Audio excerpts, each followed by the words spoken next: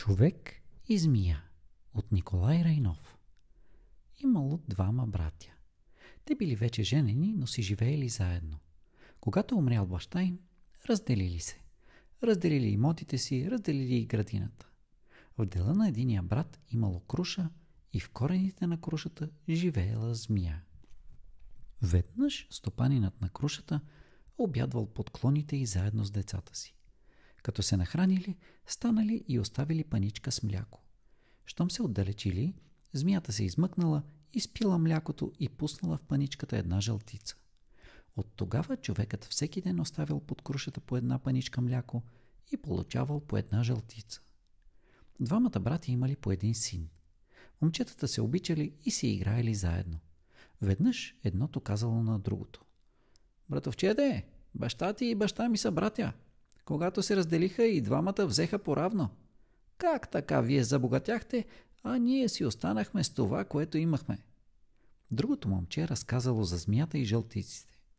Братовчет му го попитал: „Ама познава ли те змията и излиза ли, когато и занасяш млякото?“ „Познаваме“, казало момчето. „Как да не ме познава? Все аз си занасям мляко.“ Първият братовчет се замислил и рекал: „Знаеш ли какво, братовчеде? Хайде да убием змията, да й вземем жълтиците и да си ги поделим.“ „Ами баща ми?“ попитало второто момче.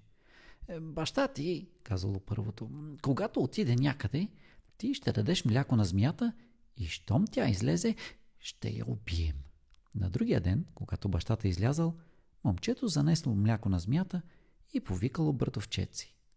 Онзи дошъл и взел един камък. Другият пък се качил на крушата и се притаил там с секира в ръце. Щом змията се показала, първият хвърлил камък, откъснал и опашката и търтил да бяга. Змията се разсърдила, извила се към крушата и ухапала момчето. То паднало и умряло. Скрила се змията в дупката, дошли родителите на момчето, оплакали го и го закопали под крушата. Развалило се вече приятелството между човека и змията.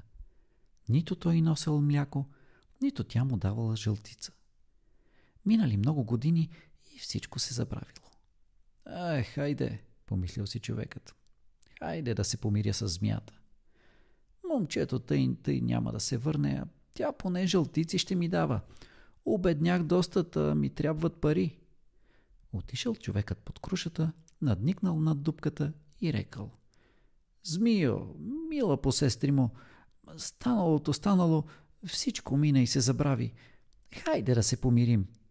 Аз да ти нося пак по паница мляко, а ти да ми даваш по жълтица.“ Змията се показала отвътре и му рекла: „Побрати ме, наистина всичко мина, но ти мислиш ли да бъдем пак такива побрати ми, каквито бяхме?